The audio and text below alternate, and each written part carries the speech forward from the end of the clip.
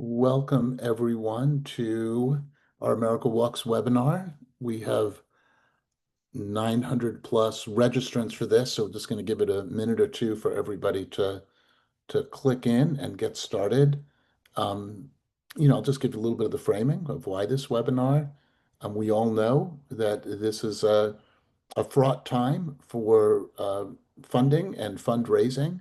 So with our partners, Centers for Disease Control and Active People Healthy Nation, their Active People Healthy Nation program, really encourage you to check it out if you have not already, Active People Healthy Nation. We wanted to do this seminar to talk about funding, particularly from non-governmental sources, how one can work with local foundations, and we'll hear from Martha Roskowski, who has particular knowledge in this area, as well as the types of funding opportunities that are available from non-governmental sources. And we have a great example here, which is from AARP and Rebecca Delphia and their Livable Communities work, and they have a great granting program as well. And we'll also share with you some of the other types of granting programs that are out there as well that you should keep an eye on and watch for the deadlines, including our own America Walks Community Challenge grants. So I'm Mike McGinn. I am the executive director of America Walks. Been doing this about 5 years, and I'm extremely grateful that I get to work with all of the people around the country making our communities better, more equitable, sustainable, more walkable. So thank you all. Um, Big thank you to our major supporters. I've already mentioned the Centers for Disease Control and Active People Healthy Nation. Um, these are other organizations that support America Walks in a substantial way. By the way, if you want your name on this slide, give us a call. We could really use your support too. You're not the only ones out there thinking about funding. Um, I also really want to thank all of our individual donors as well. Without their support, we would not be able to do the work we do across the board at America Walks. And you'll hear more about that when we end up the webinar. If you have a question, there is look for that little Q&A, and you can enter any questions for the panelists or hosts in the Q&A section. We'll track them after the presentations. We'll elevate as many as we can. By the way, yes, this will be recorded and it will be emailed to you along with the slides and along with the summary of the webinar itself. So with that, I've already previewed our guests, but I'll mention it once again. Martha, I've had the benefit of working with both of these individuals over the last number of years. Martha has been involved in active transportation advocacy for some time, but she's also worked in the philanthropic area, helping make connections between um, philanthropy, local foundations, national foundations, and local work. And she's the person I turn to ask for help in understanding how the philanthropic world works. So you're going to, looking forward to her presentation. Rebecca Delphia, Senior Advisor to AARP Livable Communities. They've been a major partner with America Walks. We support their Livable Communities work by training advocates across the country. And they have a fabulous granting program, one of the best in the country. So she will describe that granting program and the types of things that they support to help catalyze action in your community. So with that, I am going to turn it over to Martha Roskowski. Thanks, and turn off my share. Hi, all. Delighted to be here today. I am going to take you on a whirlwind tour of some of what I have seen and learned in the really now many years that I've been involved in the nonprofit and foundation space. I'm going to talk about three things. One, give you a brief overview of what I've been seeing in the national foundation landscape at this point in time, some advice and thoughts on working with local and regional foundations, and then some thinking about opportunities for partnerships, agencies working with nonprofits. Happy to follow up on any of these. We won't have time to go into detail, but I'll drop my email in the chat and we can talk later. I am not going to talk about federal discretionary grants. I am not going to talk about other fundraising sources like events and memberships. So quick view on what I see happening in the foundation funding world. But I will give a caveat. There's a saying, if you know one foundation, you know one foundation. They all operate independently. A lot of them are run by boards, family members, others. So it's really hard to lump them together. Some trends that we're seeing, though, overall in the first Trump administration, a lot of funders rushed in with dollars and activities. This time, many seem to be holding back. Some seem to be paralyzed. Some are what I think of as capitulating in advance. Some are moving forward. It's just weird times, as you well know. We see some stepping in to protect democracy, voting rights, immigration, abortion, LGBTQIA issues. Some are pivoting to legal defense of themselves and their grantees as they're seeing threats to change tax laws, or potentially designating some nonprofits as terrorist organizations. Some are defending against rollbacks, particularly like in the electrification space, subsidies and credits. Some are pulling back from climate and from equity efforts. Some have chosen to fund more internationally and less in the US. They are worried about impacts to investments in the stock market.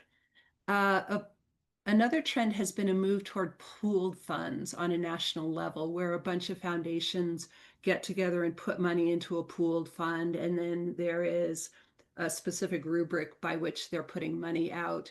I think it has made it harder for some individual nonprofits to win grants. I would say overall, the foundation world is aware of the need for multi-year grants, general operating funds, just let the nonprofits do their work. But a lot of them are still stuck in this need for something new and shiny, which I have to say, I feel like that is fundamentally disrespectful to the people who are doing the work. Like, they need to trust you, nonprofits and agencies, that you are doing the work that is needed, and it's not something, there's not some magic thing that you're magically going to come up with. Okay, let me shift to sort of local regional funding. There are some national organizations like AARP and Rebecca that fund local work, America Walks, others. For the most part, national foundations don't fund local efforts unless they're part of cohort projects across several locations. Those are great because then local funders, they like being part of national projects. They think it leverages their dollars. My advice in all of this, just stick to the knitting. Like, the work that needs to be done. Keep doing what you're doing. It is not time for dramatic pivots. My best advice around local foundations, two pieces. One, learn about them.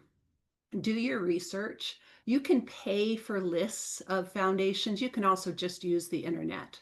Look them up, find them, and then understand where their money comes from, what they've funded in the past. You can look up their 990s, which is the tax form that they all need to send off to the federal government. Be wary of chasing dollars. Don't contort your work to meet some grant possibility. But I would also say, be somewhat flexible. I work in the transportation space. It's frustrating because not a lot of funders consider themselves transportation funders. On the other hand, it's great because transportation walkability work benefits so many sectors. You can reframe your work to meet the particular goals of a given foundation.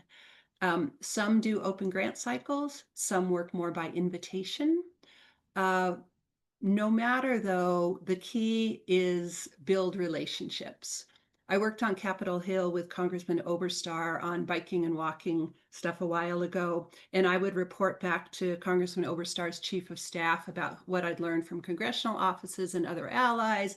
Every time he would say, "Martha, it's all about relationships." So repeat that mantra, build those relationships. One of the great pieces of advice around working with foundations is, if you want advice, ask for money. If you want money, ask for advice. And what that means is build relationships with the program officers, foundation leaders, long before you ask them for money. Invite them on a tour, invite them to events, invite them for coffee.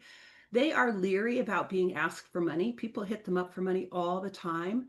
So if you can frame, a get to know you, can I tell you about our work, and hold your tongue, don't ask them for money on your first meeting or even your second meeting. If they are wowed by your work, they will get around to asking you to submit a grant request. Tap into all of your resources, ask your board members for introductions, find any way you can to connect with them. It really is the best path for money. The one other bit of advice there is be ready. Often, like, foundations have to spend a set amount of money by the end of the year. And sometimes some other grants don't pan out. And so I think of it as like couch cushion money. Sometimes they turn around and they're like, hey, I've got $5,000. Can you get me a grant request immediately? So think about that. All right.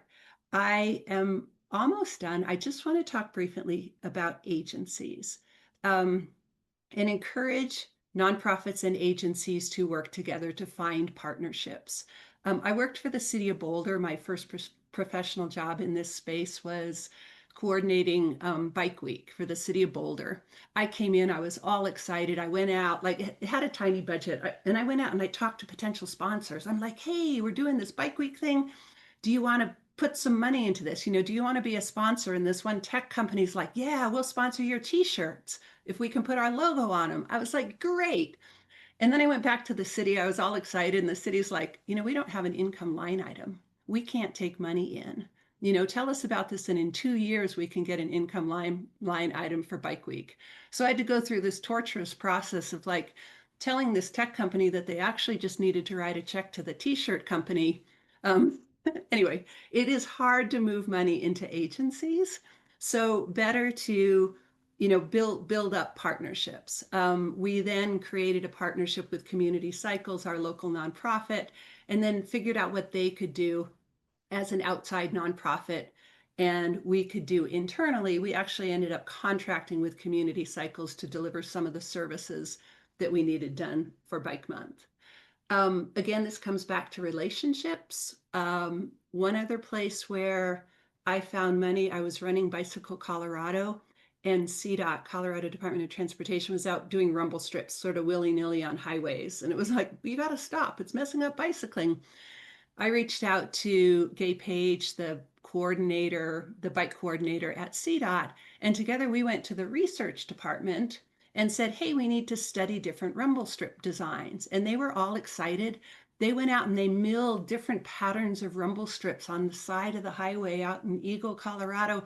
I recruited a whole bunch of bike riders to come out and ride over all the different rumble strip designs. And they paid for the hotels and the food and published a good report. And they are still using that standard today. So I think I'm at time. I have more stories to tell, but I will stop. I will just say, keep at it, stay focused. I have learned that even if you, like, muster up your courage and ask for money and get denied, it's okay, because you've advanced those relationships, you've learned, and you will find funding for your work. Over to Rebecca.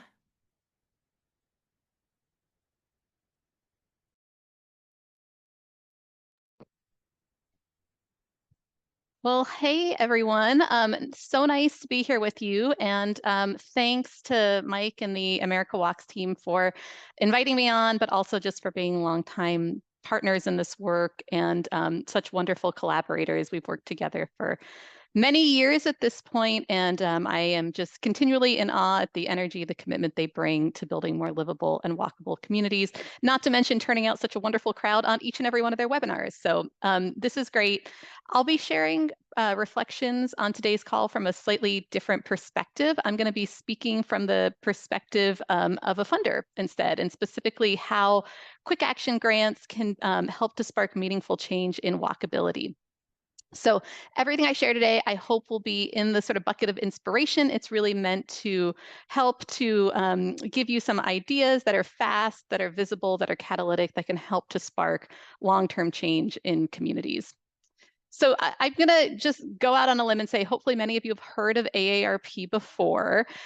You may be wondering why AARP is part of a conversation on walkability.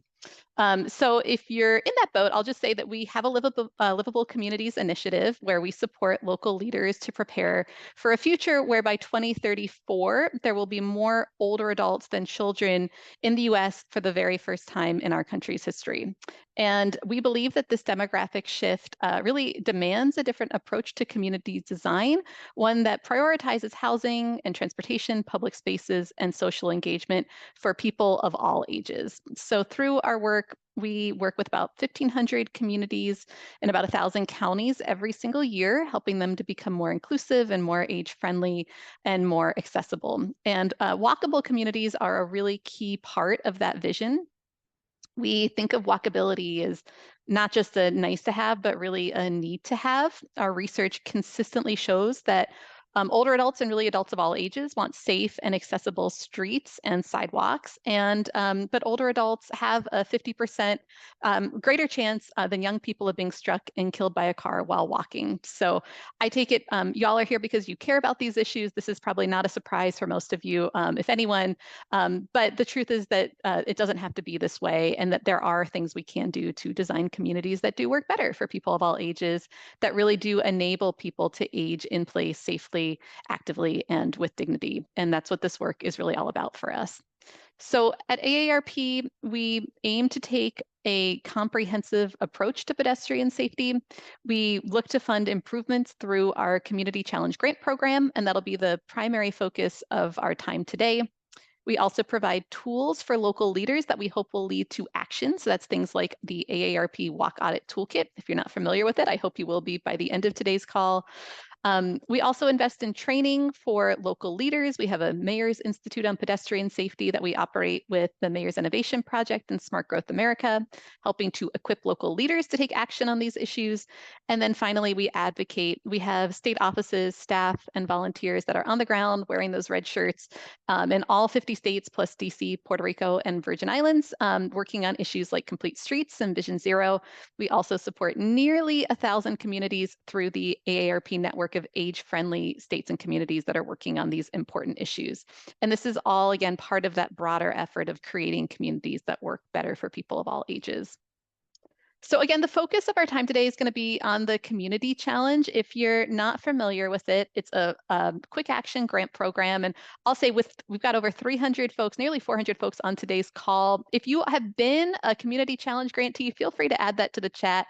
Would love to see who we have on the call, particularly if you've been a part of any efforts through the program.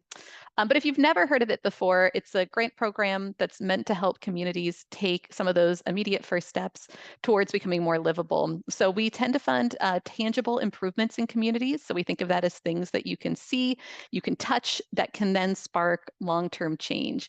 Our goal, I think to Martha's point, we never just want to write a check and walk away. We do want to stay engaged. We want to offer support. We want to offer visibility, and ultimately to help these projects succeed. And our goal is to energize local efforts and help communities demonstrate what's possible. So we fund a lot of projects that are meant to change the conversation. So maybe it's something like a new crosswalk or a bench at a bus stop or a pop-up demonstration. These are all in the rubric of what we want to fund and that help to show what livability looks like in action.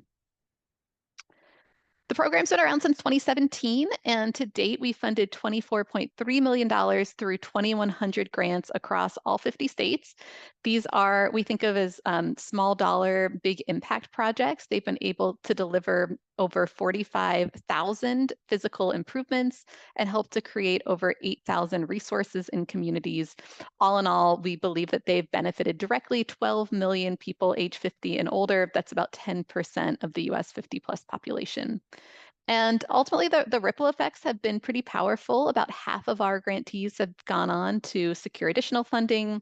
We've seen about 87% of them successfully overcome policy barriers, and 100% of them increase their visibility and engagement. So really aim for these to be more than just dollars in the pocket, although that's great too, but really those kind of catalysts for change. And walkability is really, I would say, at the heart of what we fund in our vision for livability.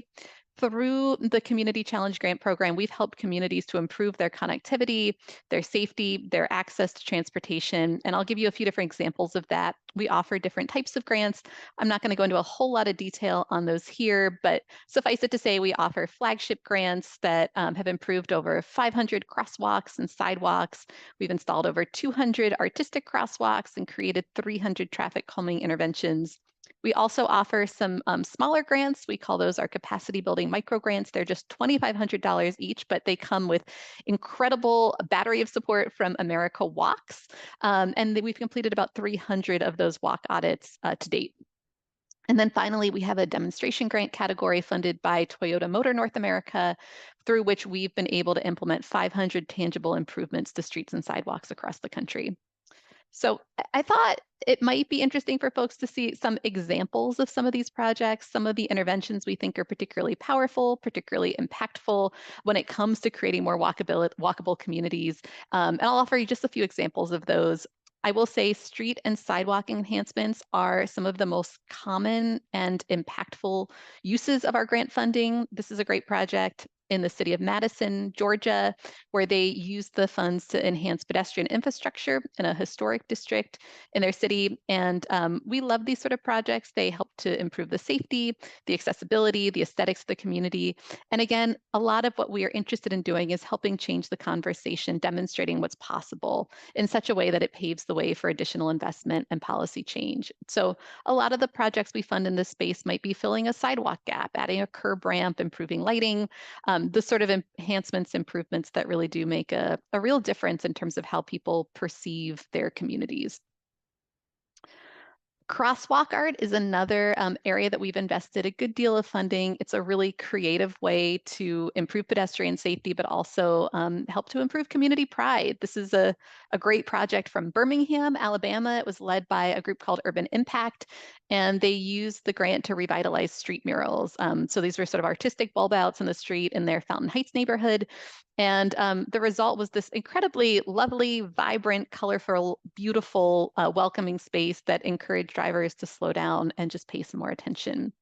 And this is a great type of project because there's a tremendous community engagement element. It engages residents, it engages artists, and really helps to build that sense of ownership and connection with the place. And also shows, I think Martha made this point, even this shows some of the cross-sector sort of interventions. It shows safety and beautification can go hand in hand, and that small interventions can really make a very sizable difference in a community.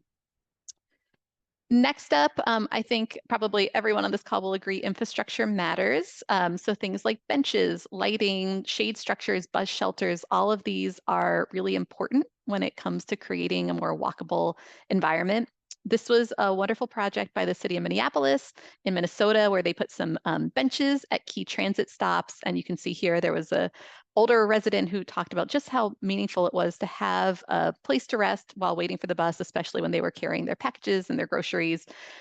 So these are very simple interventions, but they are also very important. They address very real barriers to mobility and independence, and really demonstrate to the community that people of all ages and abilities matter. They deserve the sort of infrastructure that allows them to move about where they live with dignity and ease.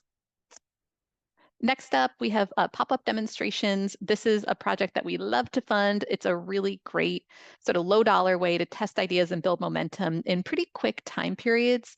This was a project we funded in the city of Milwaukee in Wisconsin, where their Department of Public Works created a traffic calming lending library. So they wanted to give resources to residents directly so they could test out different types of traffic calming interventions and understand what types of options would best address some of the concerns and needs they were seeing on their streets.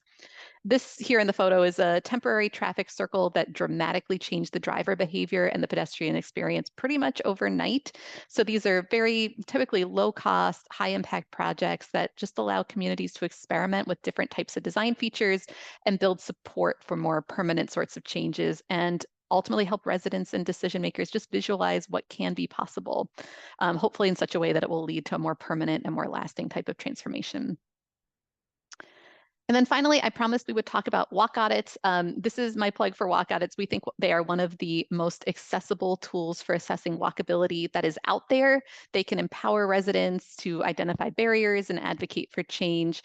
This is a great project that happened in the city of Auburn in Maine, where they had a walk audit. There was a legally blind participant and her service dog, and this was a very eye-opening experience for really the whole group, highlighting the importance of inclusive design.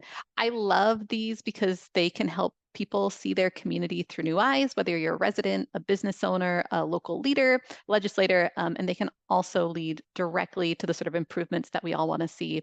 And they are truly that great sort of first step, first starting point for anyone that's looking to make their neighborhood safer or more walkable.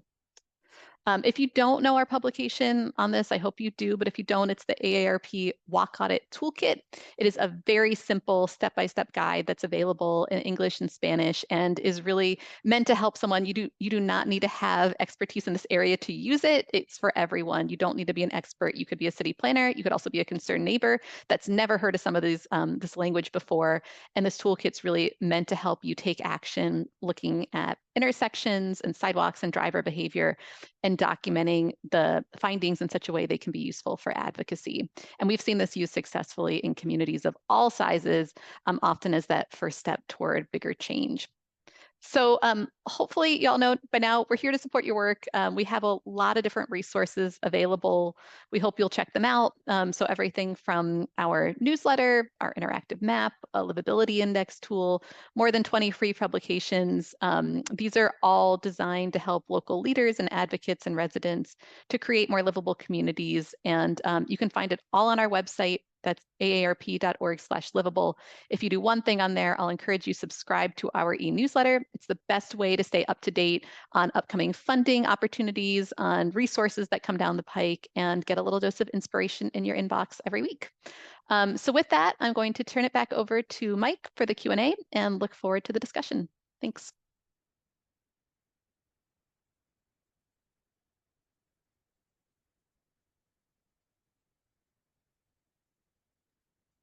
Joining you again from a high mountain lake in the Cascade Mountains.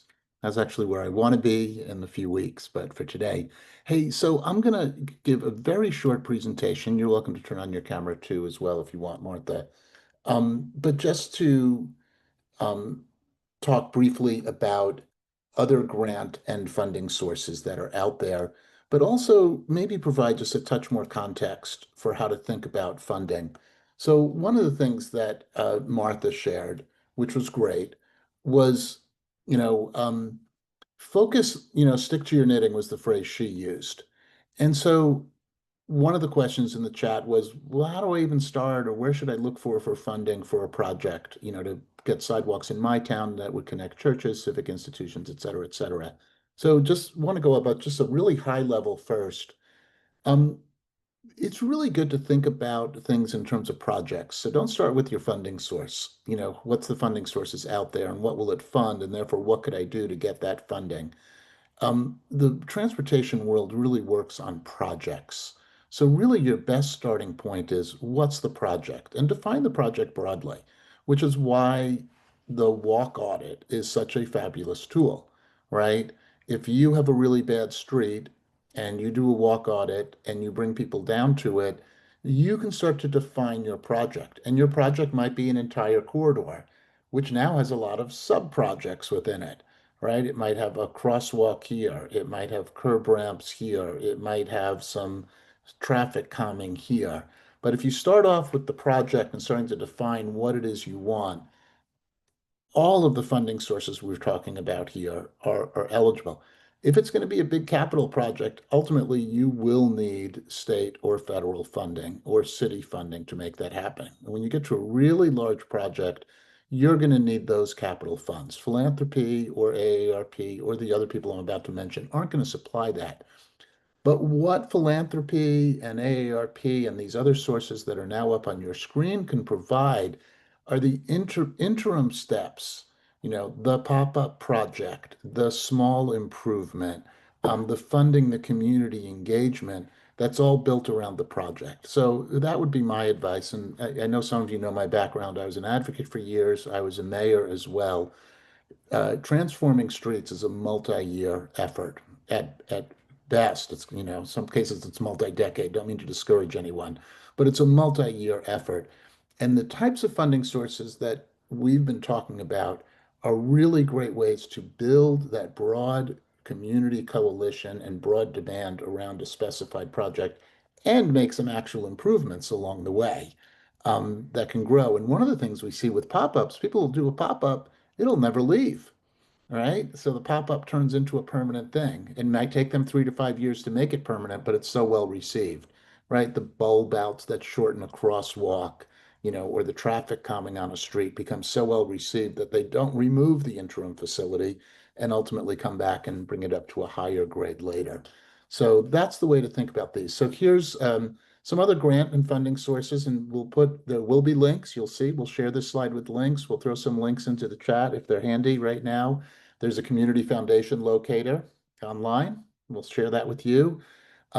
T-Mobile hometown grants in partnership with Main Street America. It just went, but keep an eye on it. They like AARP grants are actually substantial dollars that fund this. The Bike League has small grants, as does America Walks. These are often really good catalytic grants for people trying to get something off the ground, and don't have funding. And we like to do that. The Project for Public Spaces has community placemaking grants as well. And, you know, Main Street America also maintains a great list of external grants and funding opportunities. And we'll probably try to get one of those up on our own page now that we've done this. So I just wanted to share those with you and try to contextualize how to think about the projects. You know, start with what your project is, use these types of grant sources to build the support, and then ultimately leverage your way into the larger capital projects that often are required. So with that, I'll stop sharing and go to the Q&A. If I can figure out how to stop sharing. Why don't I'll start with a question while I figure that out, and I'm gonna send this first to Martha. This is from Aisha in the chat. Do you have helpful ways in which placemaking walkability neighborhood revitalization can be presented to traditional foundations that don't get it? We recently heard nice to have and not need to have, and we disagree. That's a great question, especially in these times where there's this sense of urgency. I don't have the silver bullet. I would say keep after it and continue to think about different framing for these projects. And what is like the matchmaking with that foundation? What is it that they say they care about, and how does your project match with that? And one other thing to think about is, who are the messengers for that project?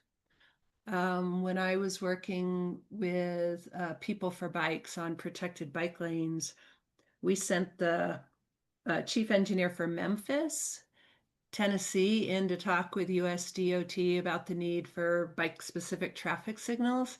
And he was the perfect messenger because he wasn't from Portland. He wasn't from Seattle, Mike. He was from Memphis, Tennessee. So thinking about who are the champions for these kind of projects, who can put a different frame on it, who can talk about who it benefits or why it benefits the community. Yeah, I'm the second that. If you can send a community member who's affected, that oftentimes is really great, as opposed to the advocate or the expert. It's harder to argue with the person who daily faces the challenges that are needed and can embody the real effects. And by the way, I agree with you about the question, you know, who really embody the benefits that accrue to people from changing this, from changing our streetscapes to make it more accessible for people of all ages and abilities. So yeah, that really makes a difference. Okay, there are a few questions in the chat that are a little more technical, Rebecca, so I'm just going to run them past you. Sure. Can Canadians apply to your grant program? I wish. Our program is open to, as we say, all 53 states, which is 50 states plus DC, Puerto Rico, and Virgin Islands. But I will say I have consulted with some Canadian foundations that have been inspired by the model. So if you happen to represent one of those, we're always happy to compare notes with other folks that are interested in taking a similar approach. But as of right now, we are a US-based program. And when you said the stat about 65 plus compared to 18, that was the United States, That correct? is the United States. That's right. That was the first time in US history that older adults will outnumber children in 2034. And I may mess up the talking point, but most Americans will live 5 to 7 years beyond their ability to drive. You So got it. everybody benefits. Thank you. You I've got stolen it. that one from AARP. By the way, really good one to share with people. I've noticed because I've seen people's heads kind of perk up when they realize, oh, you're talking about me now. You're not talking about those that can't afford a car or can't drive. I am going to be in the same boat one day. And I think that's really important to remind people about that we all benefit from this. What for AARP, what types of organizations are eligible? Are LLC-based entities eligible? Who's eligible for your grant? Sure. So our eligibility is nonprofits, 501c3, C4, C6, and the like, and other eligible nonprofit organizations, and also local government entities. Could be typically a local government entity. So we are not, unfortunately, able to award funds to an individual, nor are we to a for-profit. Okay, and I just want to note these so you hear them. Mhm. Pawtucket, Rhode Island says thanks for the challenge grant back in 22, 23, helped Love it. with the senior center. And we also heard from at least one person that they love walking audits and have used the document provided. So we've got testimonials in the Q&A, people. That's great. This is a good question.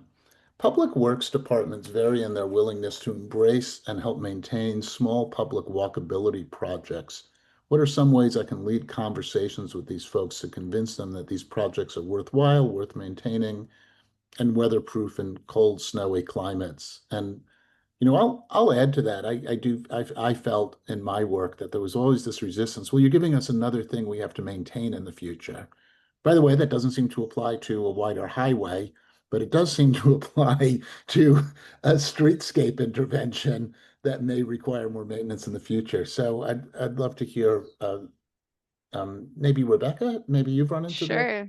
Yeah. Yeah, that's a great question. And I'm going to go back to something Martha talked about, which is those relationships.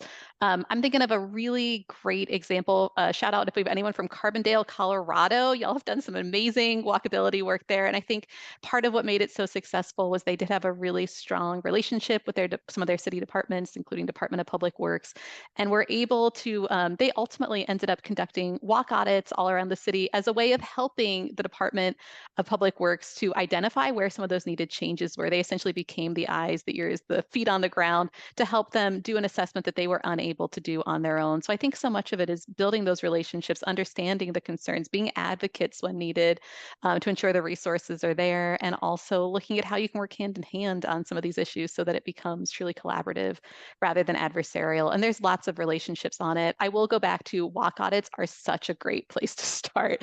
And I don't just say that because we have a tool on them that I love, but I think truly having the experience of walking in a community with folks that are seeing the streets, experiencing the streets. When you do walk audits, you can invite your local leaders, you can invite your city council member, or your mayor, or your Department of Public Works chief, or whoever it may be, and really have that experience together. And I think that's really different than talking about it. It helps to bring it home. It helps to create just a much more tangible, visceral experience. And I think that's been very helpful in a lot of communities. Martha, did you want to add to that? I do. I spent 7 years working for the city of Boulder, and the maintenance folks have a really hard job. Their budgets are tight. It snows again, and they have to spend more money on plowing snow because everybody gets upset. So I have a lot of sympathy, and I understand their reluctance to take on new projects. Um, two thoughts. One, some cities have um, they partner with nonprofits, with community groups to help maintain some of these things, not because, to me, the benefit of that is not to slough off the maintenance responsibilities to volunteers. That's not okay. But the more these projects are based in the community and loved by the community, the more political support they have. Because the decisions on how a city spends its maintenance budget is, yes, up to the public works director, but it's very much these things become political. If they are valued by your elected officials, by your city council people, that filters down and makes it adds another nuance beyond just like, oh, we don't have enough money in this column. It's all about how you choose to spend the money. And so engaging and building that public support, I think is really important for making sure that these projects get slotted in as just part of the regular maintenance portfolio, not something special that you need to fund separately. Like, don't go to foundations asking them to pay for your sidewalks, right? That should be a public infrastructure expenditure. Yeah, exactly. You know, and I think part of the challenge is that sidewalks traditionally have been viewed as a property owner responsibility. If you look across the country, in many places, sidewalks are property owner responsibility, which means it actually turns into no one's responsibility because oftentimes cities and towns aren't prepared to enforce that requirement on property owners. But cities and towns will also spend dollars on sidewalk improvements where there's enough public demand for it. So yeah, there is kind of an inherent bias in many places where, you know, streets have been measured by the number of vehicles they move and at what speed. Like they literally will have traffic counts for every street and will have speed numbers for every street, but they probably don't know how many pedestrians walk there or how many bicyclists use it.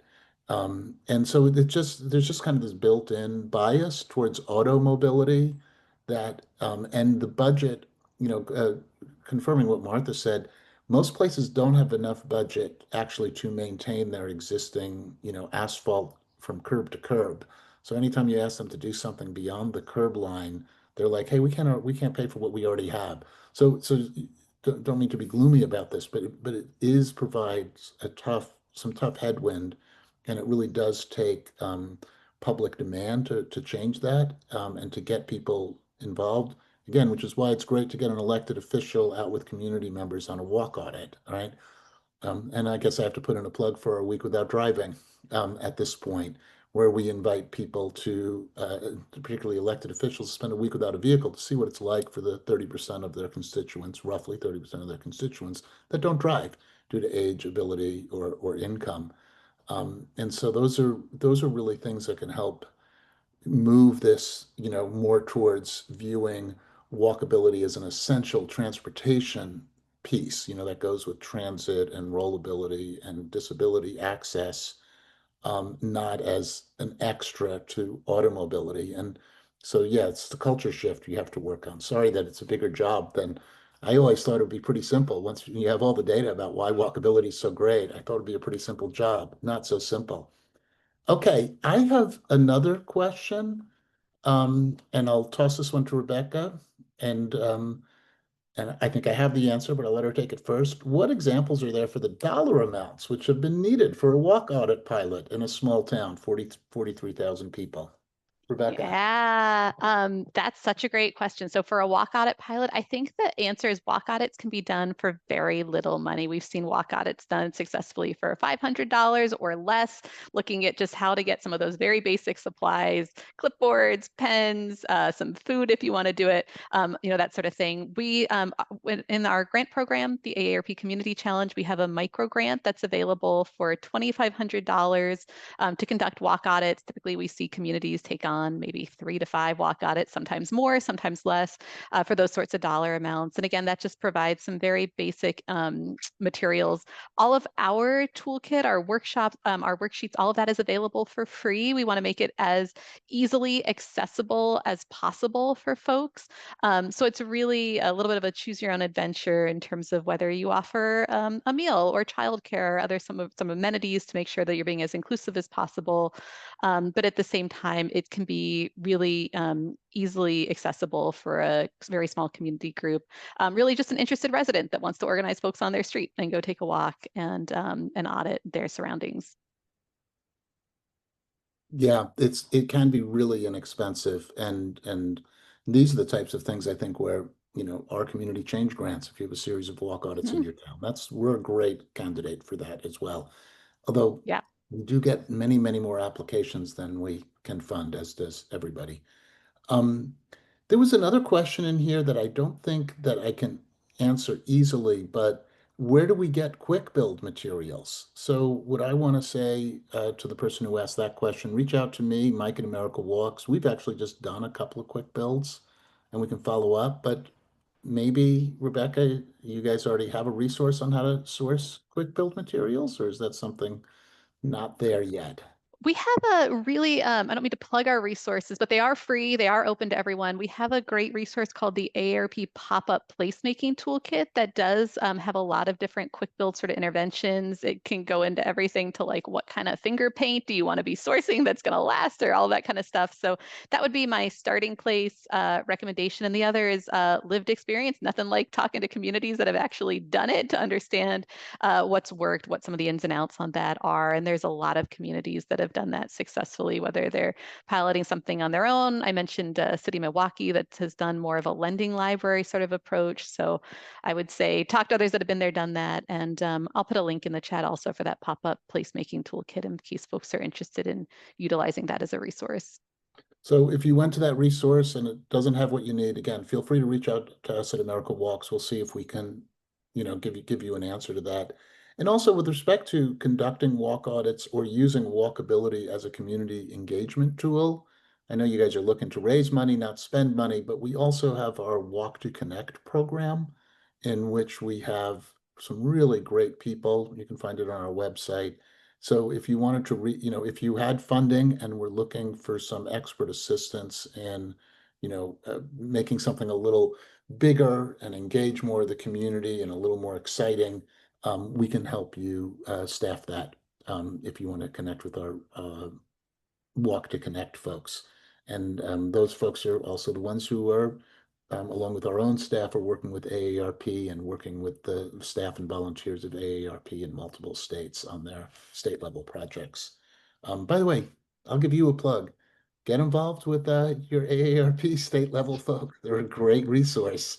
And if you're already doing your own advocacy or you're in an agency, don't sleep on AARP Livable Communities work. They're in all the states. They have staff. They have lots of volunteers. Really great partner for working at a state and local level.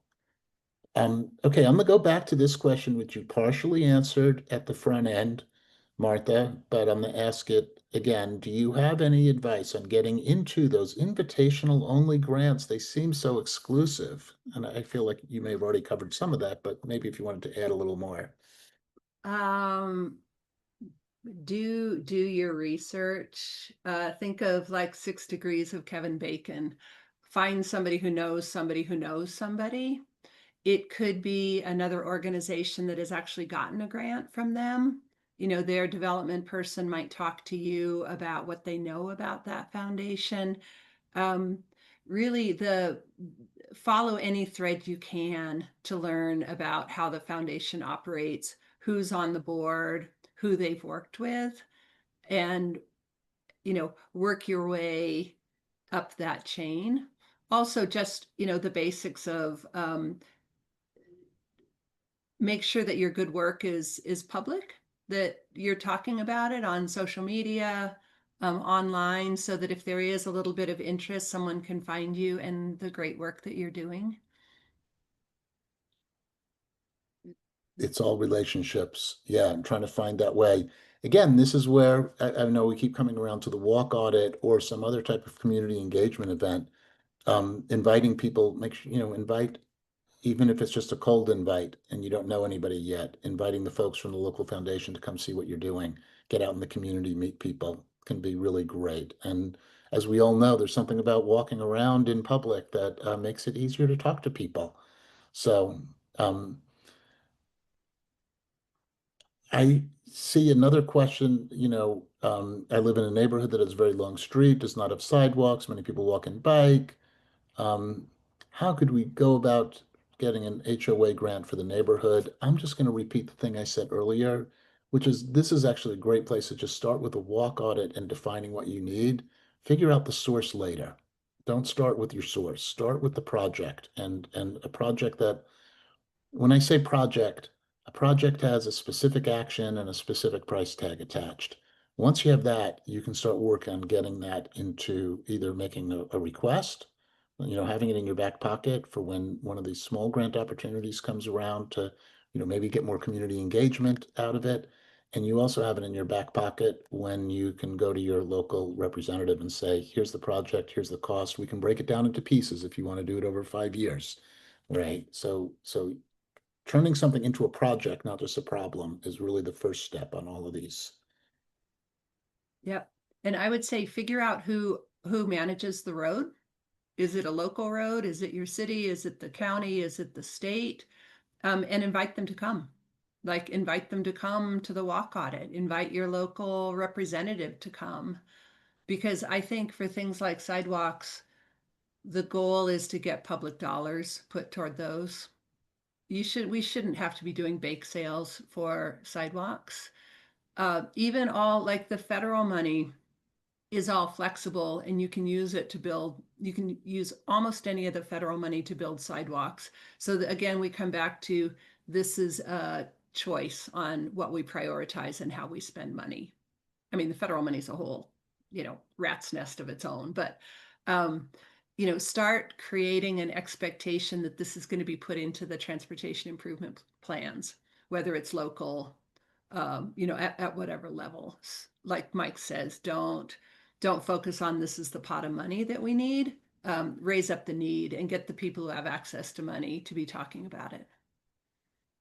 So there are a couple of questions in here, about, particularly because it's been in the news recently, about colored crosswalks and artwork in the right of way.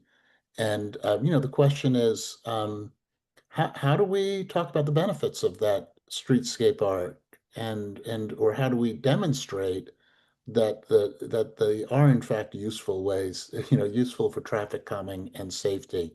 Is there data, study, or other proof that support art crosswalks being safer than conventional crosswalks?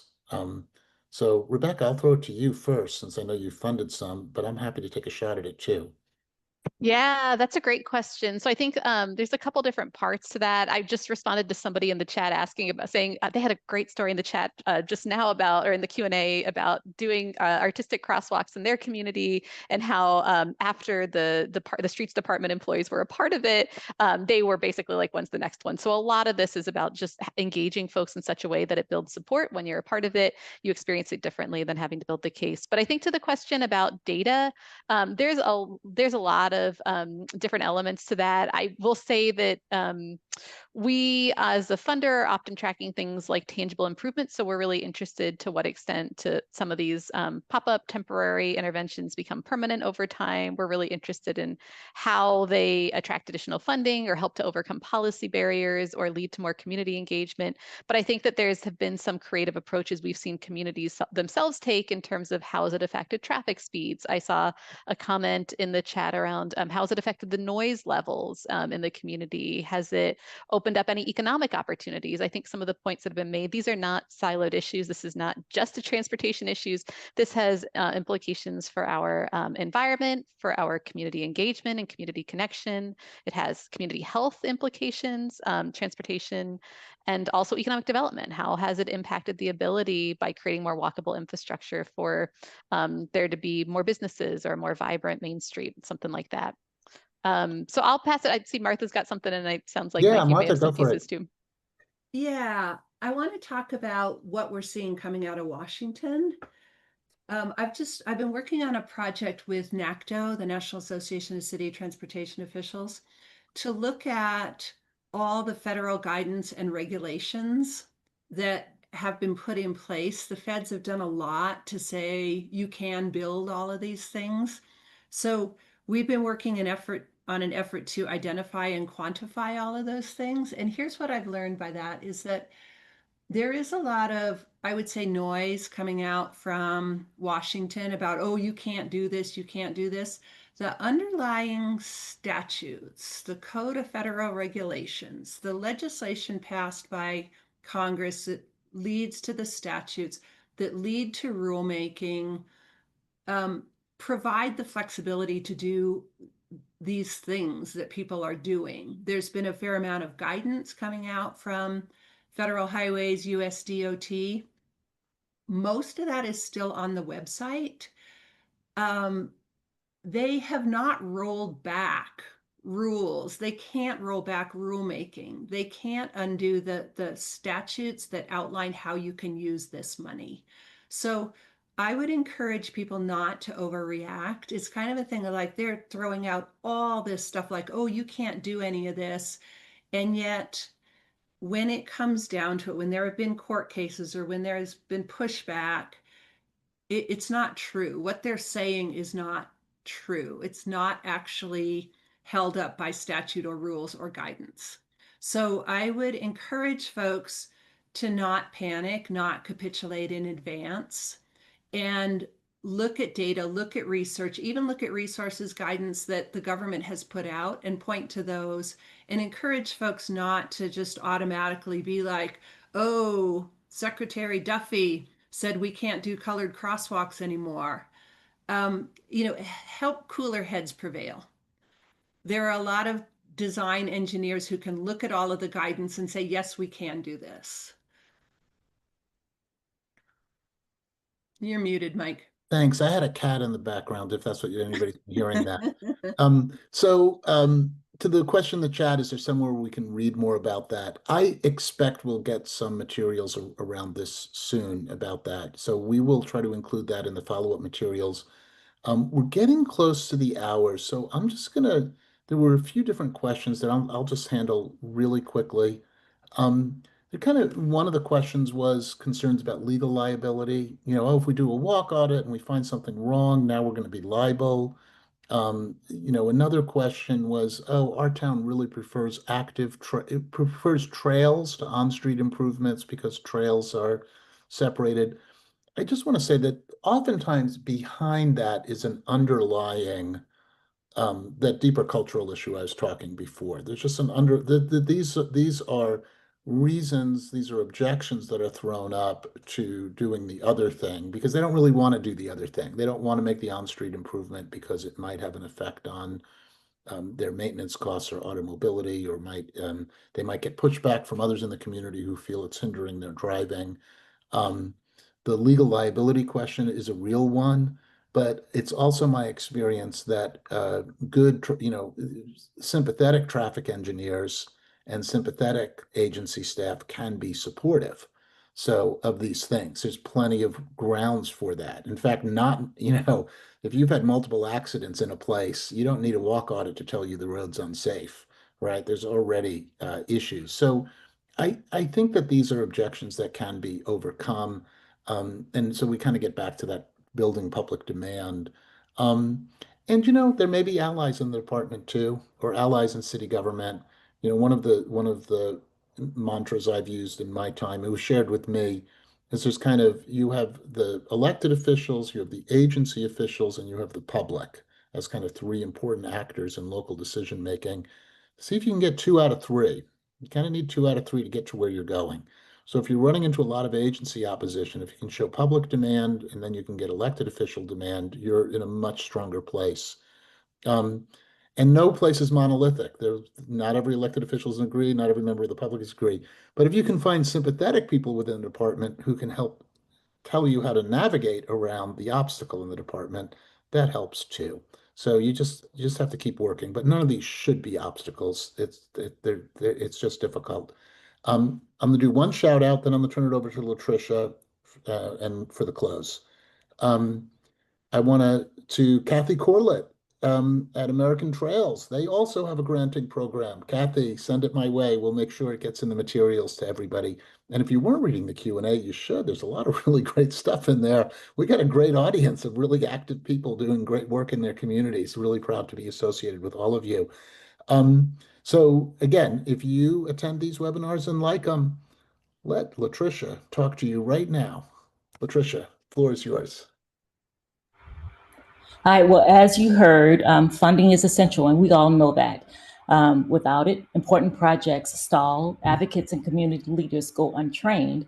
In these webinars, the very tools that equip and inspire change simply wouldn't exist.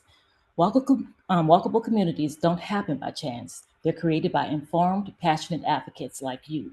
That's why we're committed to offering live webinar training that gives you, our local leaders and changemakers, the tools to make streets safer, healthy, and more accessible for all. But we can't do this work alone. Each webinar costs approximately $2,500 to plan, promote, and deliver. So your gift today, whether it's $10, $30, $50, or $100, whatever is good for your budget, makes it possible to continue offering high quality training that sparks real on the ground impact, which is important to all of us. Together, we can turn curiosity into confidence and empower more people to speak up for walkable people first communities. Support a webinar, empower a movement. Thank you for making a change possible. We'll be putting the QR code on the website, on the screen, or you could go to our website at americawalks.org and donate. But thank you for making the change possible, one step, one voice, and one training at a time. Thank you, everyone, for joining us.